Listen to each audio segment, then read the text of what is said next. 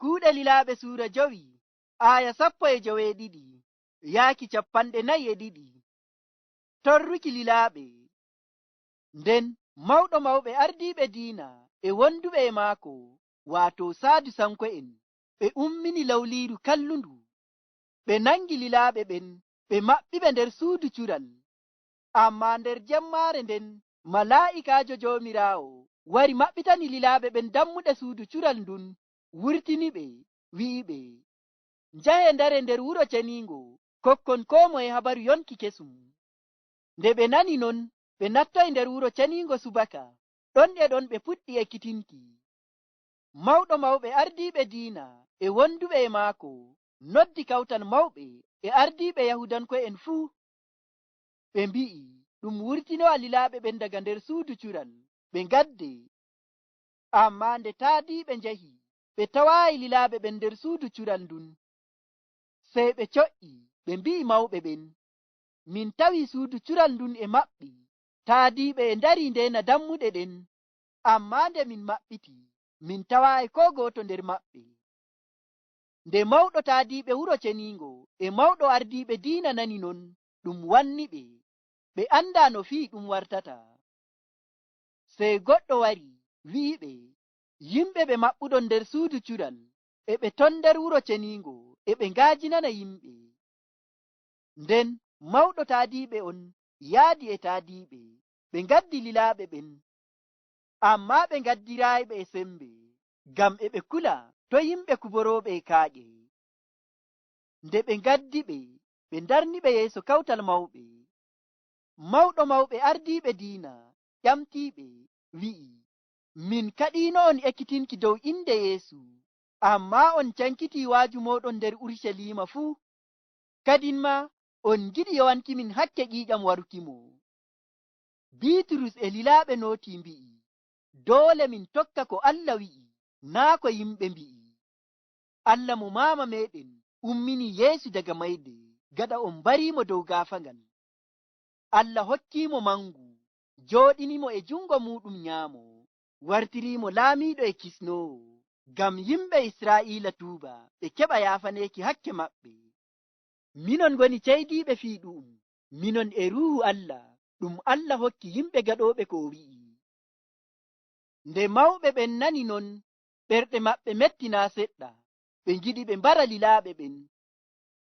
Amma goɗɗo bi'eteeɗo Gamaliya ummi dari caka kawtal mawɓe. Kanko o Faarisankeejo, o moodibbo Attawra. Yimɓe fuu e kokka mo mangu. O wi'i ɗum wurtina lilaaɓe ɓen yaasi carel seɗɗa. Gaɗa ɓe mburtinaama, o wi'i kawtal ngal, onon bandiraaɓe am Israa'ilanko'en, ndene ko'e moɗon dow ko ngiɗɗon waɗanki yimɓe ɓe'e. Ko neeɓaayi goɗɗo bi'eteeɗo Tuudas wangi. O hocci hoore maako bo o mawɗo. Yimɓe ko waɗi 400 waato 400 tokki mo. To, o waraama, tokkuɓe mo fuu cankitake, walaa ko go'oto dariiɗo. Gaɗa maako, Yahuuda Galilankeejo wari, carel ko gomnati limata yimɓe. Yimɓe ɗuɗɓe tokkiimo.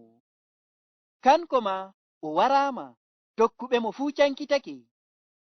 Jooni emi wi'a on, ngoɗɗite yimɓe ɓe'e, aleeɓe, ngam to nyumooji maɓɓe e kuugal maɓɓe ƴiwii to yimɓe, ɗum lallay. Amma to ɗum ƴiwayii to Allah, nden kam on mbaawataa sankutuki ɗum. Paame, to kabdon e Allah. Mawɓe ɓen jaɓi ko o wi'i. Ɓe nodditi lilaaɓe ɓen, ɓe piiɓe, ɓe mbi'iɓe to ɓe ɓeyda metuki dow inde Yeesu. Nden ɓe njoofi ɓe. Lilaaɓe ɓen mburtoyi nder kawtal mawɓe e welwelo, ngam Allah mawniniiɓe, haa ma ɓe kewtii semtineeki ngam inde Yeesu. Koo ndeye nyalnde e ɓe ngaajina habaru belɗum wi'uki Yeesu woni Almasiihu, e ɓe ekkitina nder wuro ceniingo e nder gure fuu. Nder aayaaje ɗe njanguɗen to gaɗa, en nani no lilaaɓe Annabi Iisaa ngaɗi ka waɗuki fii kayɗiniiɗum ɗuɗɗum. Yimɓe bo e teddina Allah ngam kuuɗe maɓɓe. Nder aayaaje ɗe njanguɗen ɗo'o bo, en nani no ardiiɓe diina Yahudanko'en ummini kaajal kallungal dow ko lilaaɓe annabi Iisaa ngaɗata. Ngam non ɓe fuɗɗi torruki ɓe. Aya 12 yaaki 13. Nden mawɗo mawɓe ardiiɓe diina e wonduɓe e maako, waato Sadusanko'en, ɓe ummini lawliiru kallundu, ɓe ngaɗi lilaaɓe ɓen nder suudu cural. Ɗo e holla en e njayri no ardiiɓe diina Yahudanko'en ummini lawliiru kallundu e ɓe kaaja lilaaɓe annabi Iisaa dow kuuɗe kayɗiniiɗe e alaamaaji ɗi ɓe ngaɗata kulniiɗi, haa yimɓe e teddina ɓe ngam ko ɓe ngaɗata. Amma ardiiɓe diina Yahudanko'en walaa ko ɓe ngaɗata. Ngam non e ɓe kaaja lilaaɓe annabi Iisaa e ɓe ngi'a, kay, to en alii ɓe yimɓe fa, ɓe fooɗay hakkillo yimɓe to maɓɓe fuu, yimɓe fuu tokkoto ɓe ala en. Ngam non haa ngaɗen maagani maɓɓe. Sey ɓe nangoy lilaaɓe annabi Iisaa ɓe maɓɓi ɓe nder suudu cuɗal e niyya hiitaaki ɓe to gariiri fini. Aya 14 wi'i, amma nder jemmaare nden malaa'ikaajo Joomiraawo wari maɓɓitani lilaaɓe ɓen dammuɗe suudu cuɗal ndun, wurtini ɓe. Ɗo e holla en ardiiɓe Yahudanko'en e ngiɗi kolla lilaaɓe annabi Iisaa bawɗe e laamu. Allah Joomiraawo bo e tabbitinana en ɗo kanko jeyi laamu e bawɗe. Gaɗa ardiiɓe diina Yahudanko'en maɓɓi lilaaɓe nder suudu cural, sey Allah Joomiraawo liloy malaa'ikaajo muɗum maɓɓitani ɓe dammuɗe suudu cural ndun, wurtini ɓe ngam ɓe nyamra yeeso e kuugal ngal Allah yiɗi ɓe ngaɗa. Ngam gaɗa malaa'ikaajo on wurtini lilaaɓe ɓen daga suudu cural, o umri ɓe nder aya 20 o wi'i, njahe ndare nder wuro ceniingo, kokkon koo moye habaru yonki kesum. Ɗo e tabbitinana en ko nde ardiiɓe diina Yahudanko'en e ngiɗi darna kuugal Allah Joomiraawo e laawol maɓɓuki lilaaɓe annabi Iisaa nder suudu cural, amma Allah Joomiraawo liloy malaa'ikaajo muɗum wurtini ɓe diga suudu cural, umri ɓe wiiki ɓe njaha ɓe nyamra yeeso e waajinki habaru belɗum, waato habaru kisndam ɓii Aadama diga hakke, barka hoolaaki annabi Iisaa. Ngam Allah nder yidde muɗum e moƴƴere muɗum yiɗaa koo moye meɗen halka nder hakke muɗum. Ngam non Allah Joomiraawo e yiɗi koo moye nana ɗum habaru belɗum ɗum kisndam ɓii Aadama diga hakke e kiita muɗum garayka nyalde jaango, barka hoolaaki annabi Iisaa. Aya 21. Nde ɓe nani non, ɓe nattoy nder wuro ceniingo subaka, ɗon e ɗon ɓe puɗɗi ekkitinki. Gaɗa lilaaɓe annabi Iisaa nani umroore malaa'ikaajo Joomiraawo wi'uki ɓe njaha nder wuro ceniingo ɓe ngaajina habaru belɗum. Ɗon e ɗon nde ndi fini, ɓe nattoy wuro ceniingo ɓe fuɗɗi waajinki. Ɓe mbonnaayi carel, ɓe tokki umroore Allah Joomiraawo, ɓe ngaɗi ka waajinki habaru belɗum bo non no Allah yiɗi. Ngam koo moye nanɗo fuu tuubii diga hakke muɗum, hoolake annabi Iisaa heɓa yaafuye hakke e kisnam diga kiita Allah garayka nyalde jaango, bo non no Allah Joomiraawo yiɗi. Nde fini, mawɓe ardiiɓe diina Yahudanko'en noddi kawtal mawɓe e ardiiɓe Yahudanko'en fuu, sey ɓe lili ɗum waddonoyaɓe lilaaɓe annabi Iisaa ngam ɓe taƴana ɓe kiita. En nani nde taadiiɓe ɓen njahi suudu cural ngal, ɓe tawi deenooɓe e ndeena, dammuɗe suudu cural ndun bo e maɓɓi. Nde ɓe maɓɓiti ɓe nappi, fii kulniiɗum e kayɗiniiɗum, ɓe ngi'aayi lilaaɓe ɓen, fii ɗum hayɗini ɓe. Sey ɓe co'oyi to kawtal mawɓe, ɓe mbi'i ɓe, min tawi suudu cural ndun e maɓɓi, taadiiɓe e ndeena dammuɗe ɗen, amma nde min maɓɓiti min nappi, min towaayi koo gooto nder maɓɓe. Aya 24. Nde mawɗo taadiiɓe wuro ceniingo e mawɓe ardiiɓe diina nani non, ɗum wanni ɓe, ɓe anndaa no fii ɗum wartata. Mawɓe kawtal ardiiɓe diina nde nani habaru ɗum, fii ɗum wanni ɓe naa seɗɗa, e ɓe kayɗina, suudu cural e maɓɓi, raabo denoɓe e ndenandu. Amma haa lilaaɓe annabi Isa mburti ɓe anda. No ɗum waɗi non? Fii ɗum wanni ɓe. To no ɗum waɗi lilaaɓe annabi Isa mburti? Aya 25. E ɓe nder non, sey goɗɗo wari wi'i ɓe, yimɓe ɓen ɗon ɓe maɓɓuɗon nder suudu cural, e ɓe ton waajinana yimɓe nder wuro ceniingo. Nde mawɓe kawtal Yahudanko'en nani habaru to lilaaɓe annabi Isa ngoni, sey ɓe lili mawɗo taadiiɓe wuro ceniingo e woɓɓe taadiiɓe, ɓe njahi ɓe ngaddoyɓe ngam ɓe taƴana ɓe kiita. Aya 22 yaaki 23 wi'i, nde ɓe ngaddi ɓe, ɓe ndarni ɓe yeeso kawtal mawɓe. Mawɗo mawɓe ardiiɓe diina ƴamtiiɓe wi'i, min kaɗiino on ekkitinki dow inde Yeesu, amma on cankiti waaju moɗon nder Urusalima fuu, kadin ma on giɗi yowankimin hakke ƴiiƴam maako. Ɗo mawɗo mawɓe ardiiɓe diina e siftorana lilaaɓe annabi Isa non no ɓe wagginnooɓe wiiki, to ɓe puɗɗita ɓe ɗawta metanki goɗɗo ko ɓe ekkitina goɗɗo nder inde Yeesu. Amma lilaaɓe annabi Isa nganyi tokkuki wagginoore maɓɓe. Ngam non mawɗo mawɓe ardiiɓe diina Yahudanko'en e ƴamtooɓe wiiki, min kaɗaayno on to ekkitinon goɗɗo nder inde Yeesu. Amma nder caatal ko'e moɗon, on ni on cankiti waaju moɗon fuu nder gariiri Urusalima, haa ma on jowanamin hakke ƴiiƴam waruki annabi Isa. Ko watta on ngaɗa non? Ayya, ɗo ardiiɓe Yahudanko'en ngejjiti ko ɓe mbino Bilatus laamiiɗo sherel ngel ɓe ngiɗi waafuki annabi Isa dow gaafangal. Nde Bilatus laamiiɗo e yiɗi yoofuki annabi Isa ngam o tawraaymo goɗɗum laifi, o wi'i ardiiɓe Yahudanko'en o yoofaymo. Amma ardiiɓe Yahudanko'en ndari wiiki sey to o wari annabi Isa dow gaafangal. Bilatus ƴami ɓe, annabi Isa ware dow ɗume laifi? Sey Bilatus laamiiɗo nyeɗoy ndiyam looti juuɗe muɗum, wi'i kadum kam wurtake hakke ƴiiƴam annabi Isa ngam o tawraaymo goɗɗum laifi. Sey Yahudanko'en e ardiiɓe maɓɓe mbi'i, annabi Isa ware dow gaafangal, ɗum ɗaɓɓita hakke ƴiiƴam warki annabi Isa dow maɓɓe e ɓiɓɓe maɓɓe.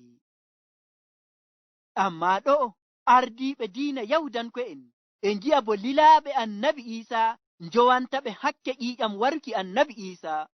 Ɓe ngejjiti ko ɓe mbi'uno Bilatus laamiiɗo. Ɓe mbi'a lilaaɓe annabi Isa ɗo, ngam ɗume ngiɗɗo yowankimin hakke ƴiiƴam waruki annabi Isa? Minon walaa ko wanni min. Aya 29. Bitrus e lilaaɓe nooti mbi'i, doole min tokka ko Allah wi'i, naa ko yimɓe mbi'i. Ɗo Bitrus e lilaaɓe horiiɓe e tabbitinana kawtal mawɓe Yahudanko'en doole ɓe tokka ko Allah Joomiraawo wi'i, naa ko yimɓe mbi'i.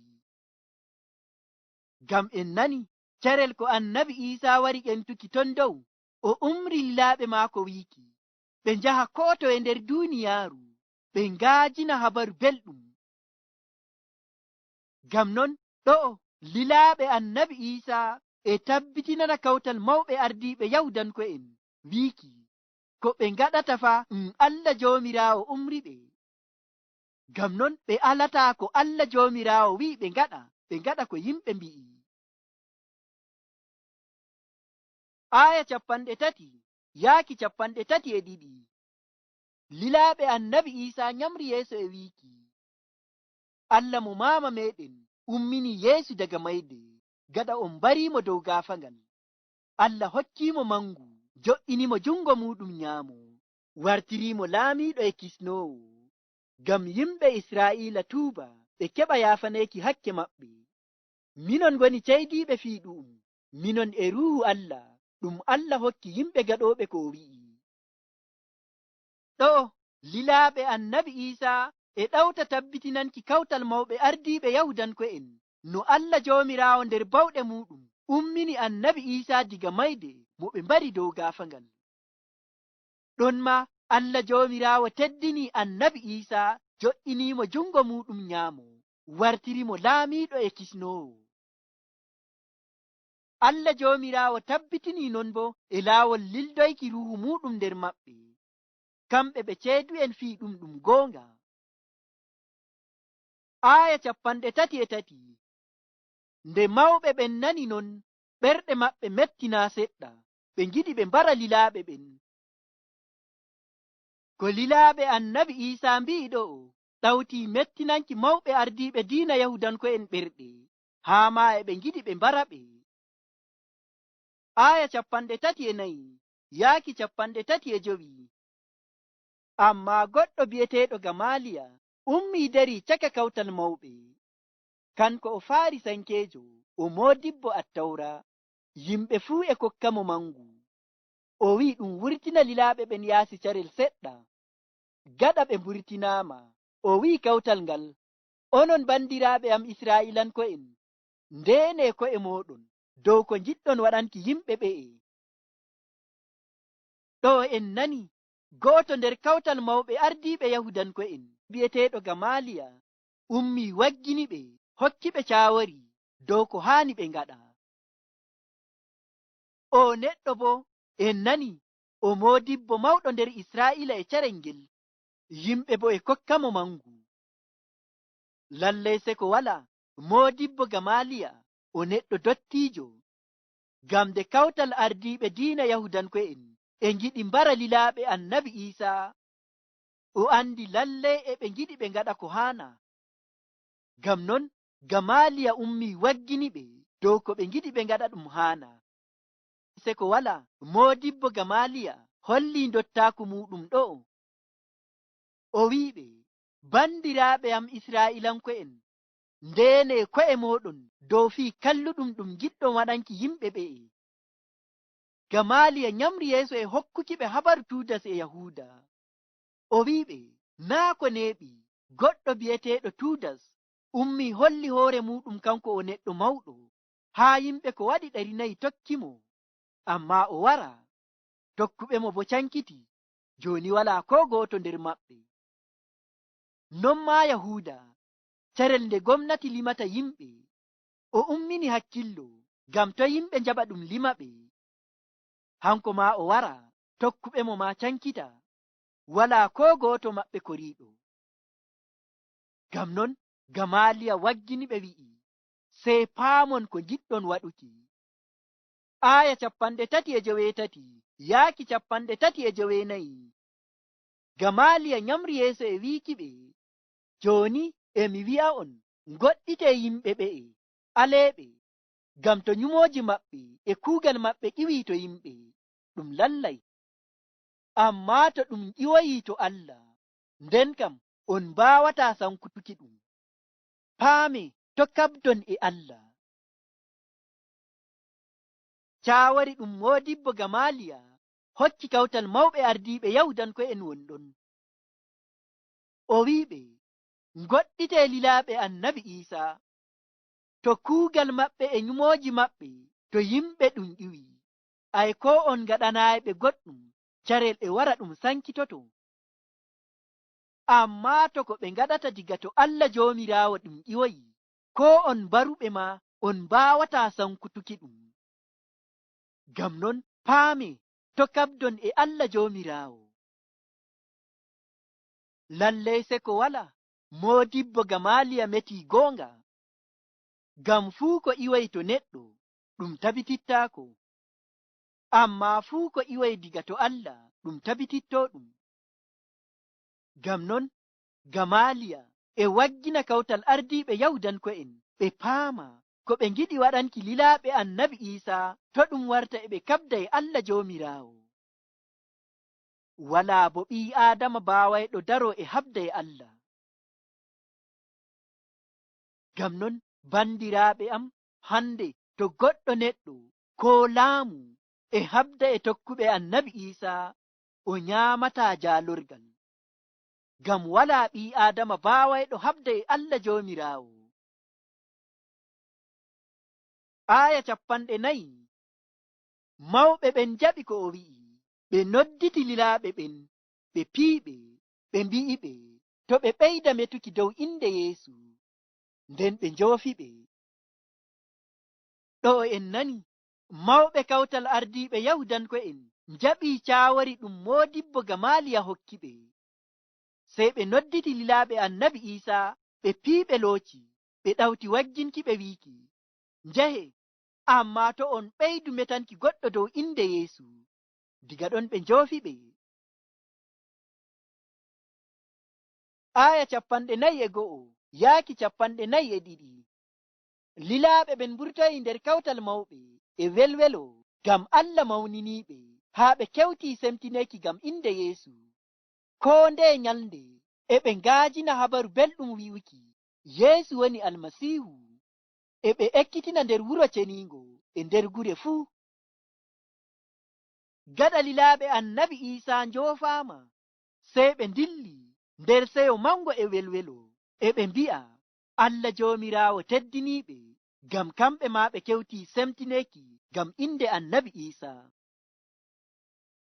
Diga ɗon en nani lilaaɓe annabi Iisaa koo nde nyalnde e ɓe ngaajinana yimɓe wiiki Yeesu woni Almasiihu, waato kisnoowo. Nden e ɓe ekkitina nder wuro ceniingo haa nder gure maɓɓe, e ɓe ekkitina yimɓe wolde Allah. Bandiraaɓe am enen tokkuɓe annabi Iisaa hande, ko haani ekkitooɗen diga lilaaɓe annabi Iisaa?